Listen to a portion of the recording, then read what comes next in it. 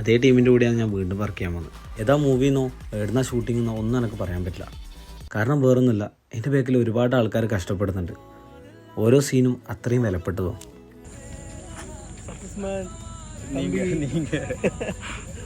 இப்போ 5 வருஷம் எத்தனை வருஷத்துக்கு முன்னாடி பார்த்தோம்? 5 வருஷம் முன்னாடி பார்த்தோம். 5 வருஷத்துக்கு முன்னாடி மீட் பண்ணோம்.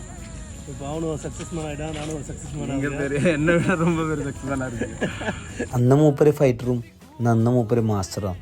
അത് കേൾക്കുമ്പോൾ തന്നെ ഒരു സന്തോഷമുണ്ട്. അങ്ങനെ നമ്മളെ ഷൂട്ടെല്ലാം കഴിഞ്ഞ് ഞാൻ വേഗം ട്രെയിൻ കയറി.